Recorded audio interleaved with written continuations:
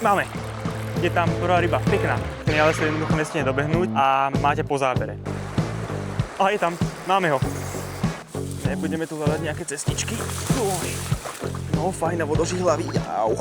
Tak čaute, máme tu ďalšie videjko a dneska to bude prívlaž na váhu. Skúsime nejaké jalce, možno sa podarí nejaký boleň, to bude také skoro náhode, ale uvidíme, bodaj by. Nejaká pekná 70 alebo 60 aspoň. Nejakú peknú zľavačku, keby sme mali, to by bolo super. Ale každopádne najviac sa budeme zameriavať na jalce a uvidíme, čo to dá. A samozrejme ukážem vám aj, aké veci budem používať. Ale môžem vám teraz povedať, že budem používať dneska hlavne aj wobblere. Nič viacej asi ani pravdepodobne. Možno keby nájdem nejaké porustvy alebo mreny pri brehu, tak skúsim aj gumičku nejakú. Im tam naviesť, že či to budú chcieť, či to nebudú chcieť, uvidíme. Ale teda cieľová ryba bude jalec a uvidíme, čo sa nám podarí okrem toho jalca nejakého chytiť. Takže pobalil som si už veci. Udičku mám so sebou, na sebe mám ladvinku aj s podberákom a ideme si nájsť nejaký vstup do vody, pretože tuto naľavo sa od mňa kúpu ľudia, tak nebudem im tam liesť a pôjdem niekde ďalej. No počúvajte, som na mieste, len mám to takto, neviem, zelina, žihla a všetko pod nohami. Ešte si nájdem trochu cestičku, alebo to normálne dám tadeto. Budem trošku dopravený, ale nevadí. No, dobre, prejdem takto cez tú divočinku. Tuto zoskočím dole, ale tu by mohol byť jalce aj normálne pod nohami. Aha. To je pekné miesto. Vidíte, som to mohol aj... Nevedel som o tom, v živote som nechytal na tomto úseku ešte. Naschvál som si inak vybral takýto úsek, kde som nikdy nechytal. Aby som vám presne ukázal, že ako budem tie ryby hľadať a podobne. Ukážem vám všetko, aj nástrahy, aj vedenie nástrahy, aj kam budem hádzať, miesta. Posnažím sa vám ukázať fakt, že všetko, aby ste vedeli aj vy, ako tú rybu chytiť a podobne. Ale tu ma bola čo utravuje.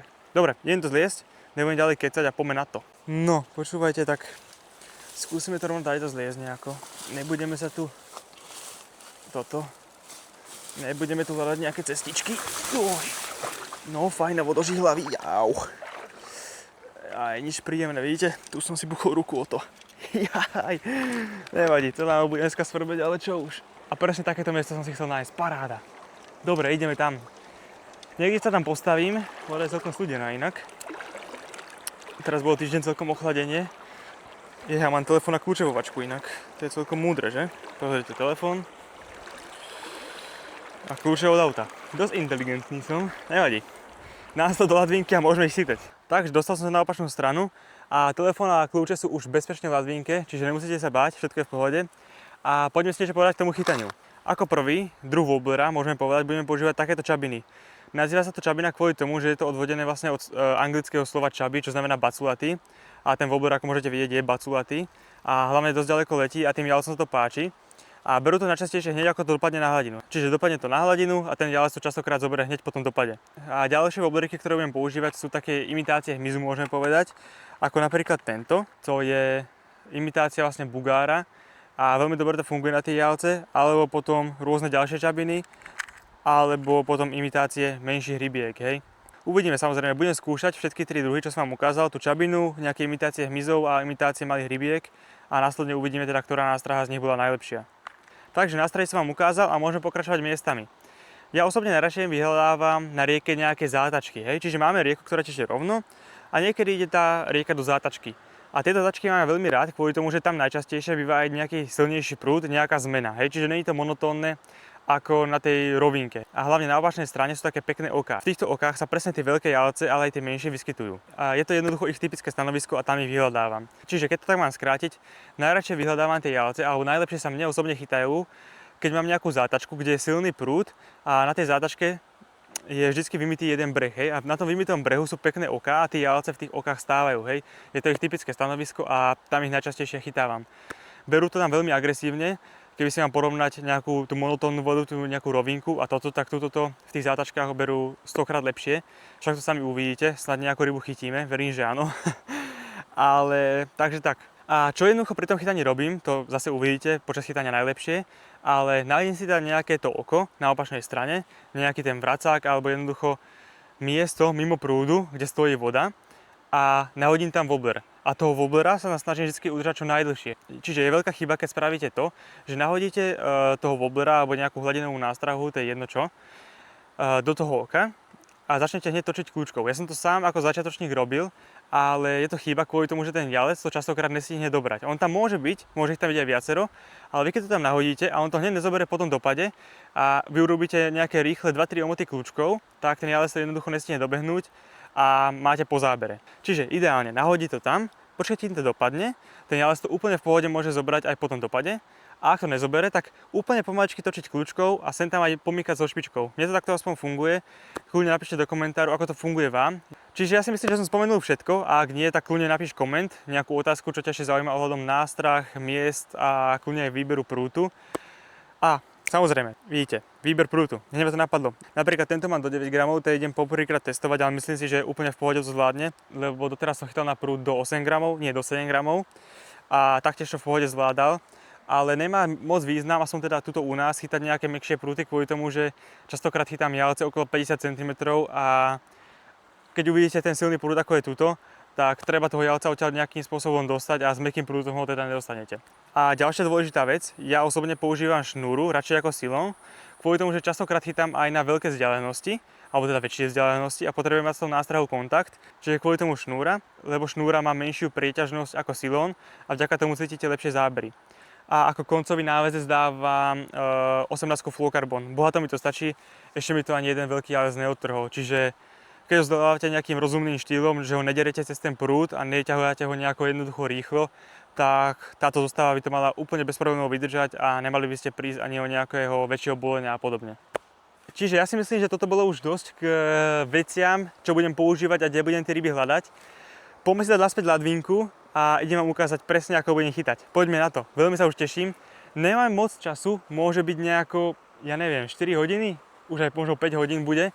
Čiže nemáme toho času veľmi veľa, ale verím, že sa nám aj napriek tomu podarí niečo chytiť. Poďme na to. Ako môžete vidieť, som vo váhu a môžem skúsiť rovno toto miesto, čo je oproti mne.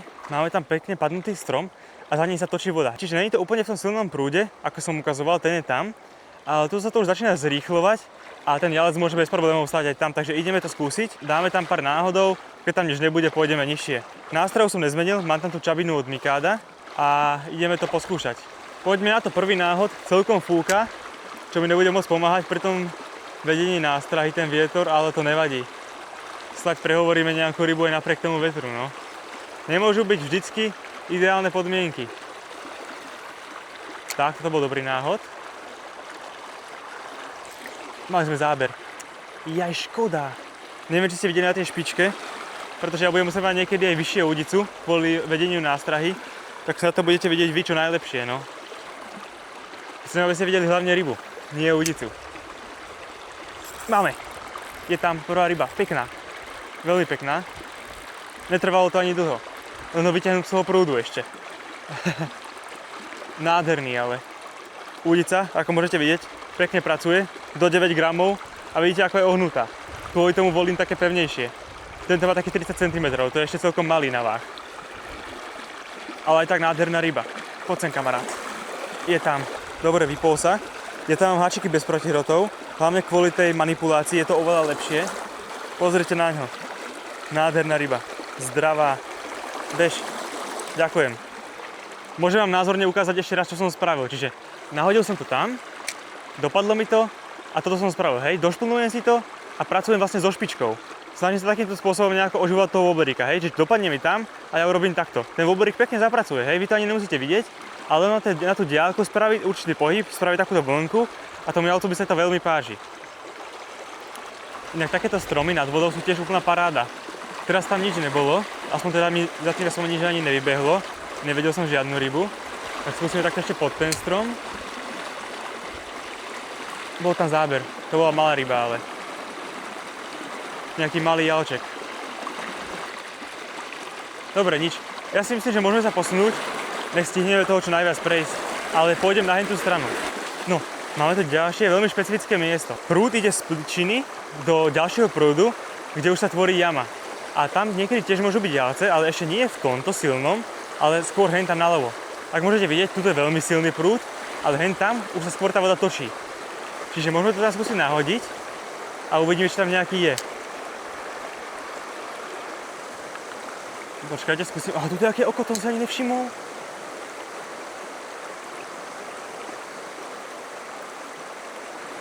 A je tam. Ty vole, videli ste? Jak mi potom vybehol. Škoda. No či príde ešte jeden, poďme skúsiť. A je tam, máme ho. Vidíte to? Kvôli tomuto. Treba mať pevnejšiu zostavu trošku. Nádherný. Tak predsa len sú. Dobre. Vypol sa, ja som mu strašne moc povolil. Jaký som čapták. Jaj, nevadí. Toto je moja chyba, no. Som strašne moc potočil s cievkou a vypol sa. Nevadí. Príde ďalší. Takže toto nerobte, hej. Ale bolo tu, videli ste, no. Čiže kľudne takéto miesto vyhľadávajte tiež. Dobre, teraz na opačnej strane, keď sa pozrete, je tam také nevýrazné malé oko, hej. Ten jalz tam nemusí byť, ale bez problémov môže byť, tak poďme to skúsiť. Hej, není veľké, toto bol zlý náhod. Takto inak aspoň potrenujete aj nahadzovanie. Trošku. Výborný náhod. Zamotaného mám toho woblera. A nie, nemám. Dobre, tak nemal som. Ale pravdepodobne tam asi není žiadny jalec, no. Na tom očku. Hovorím, to je také oko, že tam môže, ale aj nemusí byť, lebo je dosť malé. Dobre, pomaly sa presunieme ďalej. Len toho malého očka bohužiaľ nič nebolo. Ale máme tu ďalšie. Skúsim sa postaviť sem. To sú ale bohužiaľ oká, ktoré sú dosť malé a hen tam nižšie začnú tie väčšie. V týchto malých okách zatiaľ sú není. Nahodím aj celkom presne vždycky, ale bohužiaľ nemám záber. Ale hen tam už začínajú tie krajšie, poďme tam. Dobre, toto máme už krajšie miesta, ale hen tam nižšie, to je ešte lepšie. Tak postupne pôjdeme dole.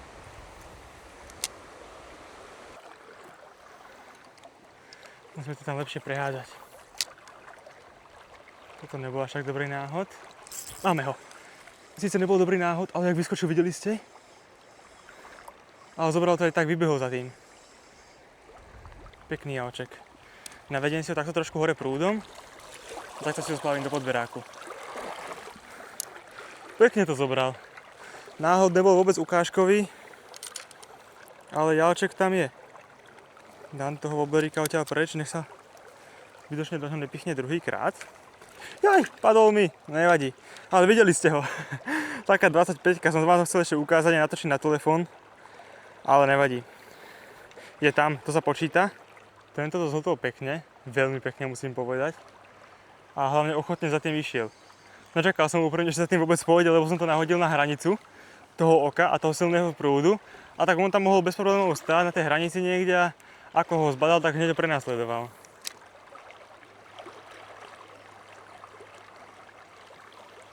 Ale ak si všimnete, tak hento není úplne, že oko.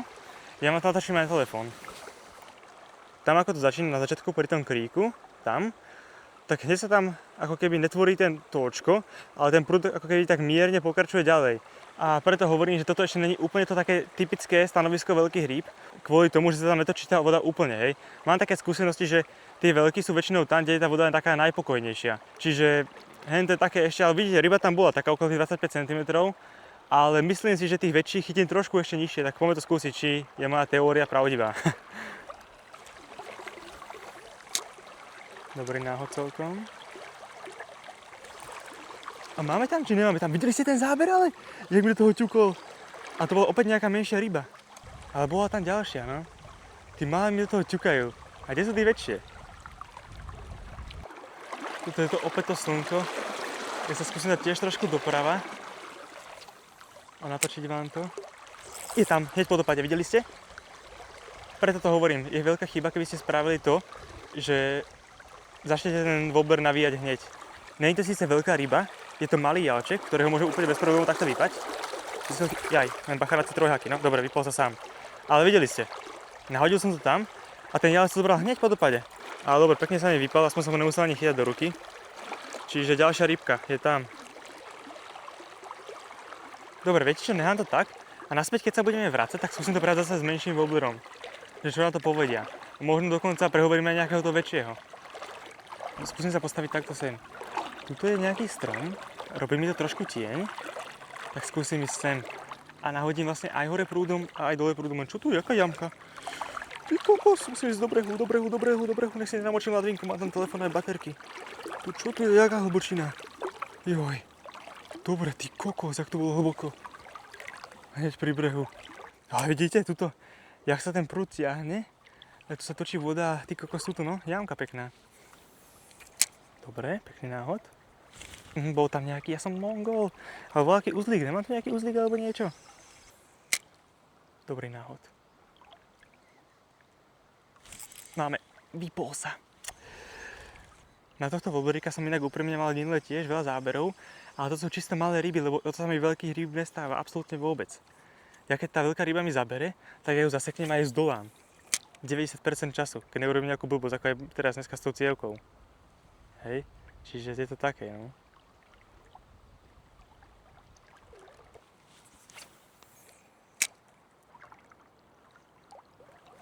Máme. Pekného. Je tam. Pekná ryba. Tak sa podaril aj peknejší. Ja si myslím, že to bude nejaká veľkosť podobná ako ten prvý, ale uvidíme. Pekne pracuje tá udica, som strašne spokojný. Tento bude väčší. To už vypol sa. Jaj. Ale bol väčší. Čo sa dneska deje?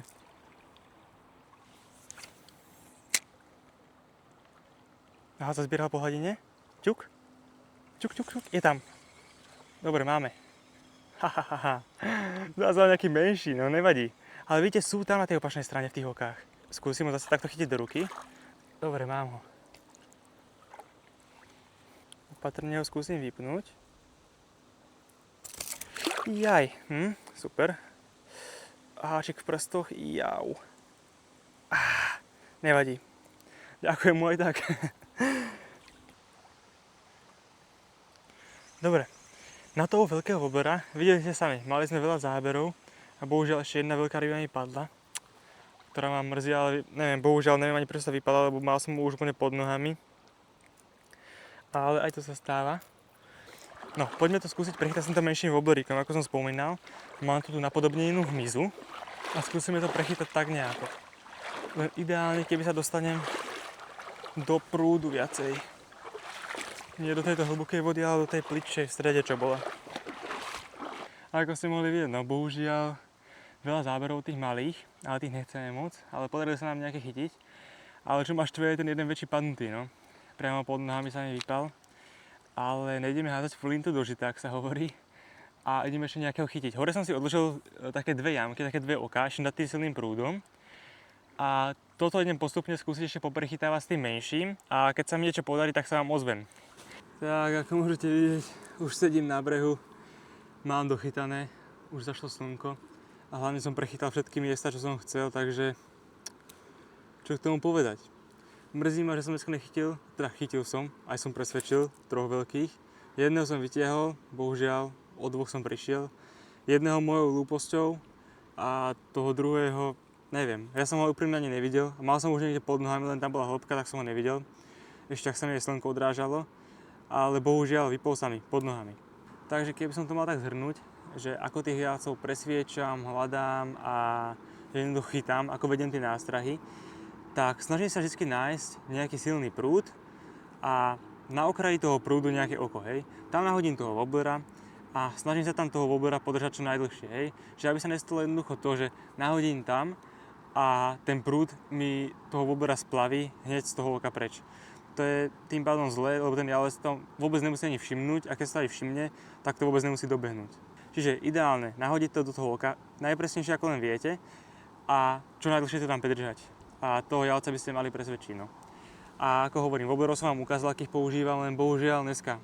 Keby ste možno boli šikovnejší než ja, tak by ste mali aspoň dvoch veľkých, no. Hen toho bohužiaľ neviem, prečo sa mi vypal v ťahaní. Vôbec sa mi to takto nebudem hovoriť, že vôbec, občas sa mi to stalo, ale fakt, že málo kedy. Tento rok napríklad ešte vôbec nie, že by som o jalca prišiel v ťahu. A zrovna vidíte, akorát keď natáčam video pre vás, tak sa mi to stane. Ale nevadí, každopádne chytil som nejakých jalcov, neboli niektorí moc veľkí, niektorí boli peknejší, ale nevadí, no. Chytil som nejakých tých jalcov, ale to je dôležité. Hlavne som mal veľa záberov tých menších rýb, na ktoré som ani vôbec necielil, ale nevadí. Ale ako môžete vidieť, už som na brehu rieky. A chystám sa už pomaly domov, zbalím si už len udicu, hodím veci do auta, prezlečiem si mokré veci za suché a môžem vyraziť. Ale chcel by som vám týmto ešte poďakovať, kto tu dopozeral až sem, že ďakujem, že ma teda sledujete, ďakujem, že pozeráte moje videá a dúfam, že sa vám teda páčia. Ja vám sľubujem, že sa sem ešte do konca leta vrátim A zvolíme teda iný úsek, nemusí byť na tento istý, ale zvolím zase nejaký iný, kde som ešte nechytal. A skúsime teda presvedčiť poriadne nejaké jalce. Keď ma sledujete na mojich sociálnych sieťach, tak viete, že mám pochytané celkom podľa mňa také slušnejšie ryby. Aj okolo 50 cm sa mi už viacero podarilo, takže neviem, no. Čakal som, až dneska vám takého jedného aspoň ukážem, ale bohužiaľ, dneska vládli malé ryby, nie veľké. Ale teda idem už do auta, prezlečiem sa a pôjdem domov. Čiže ďakujem veľmi pekne, že ste to video pozerali až sem a vidíme sa pri ďalšom takomto nejakom. Uvidíme, mám nejaké plány, že čo by som mohol natočiť ešte, tak posnažím sa vám niečo také pekné pripraviť. Majte sa, ďakujem ešte raz.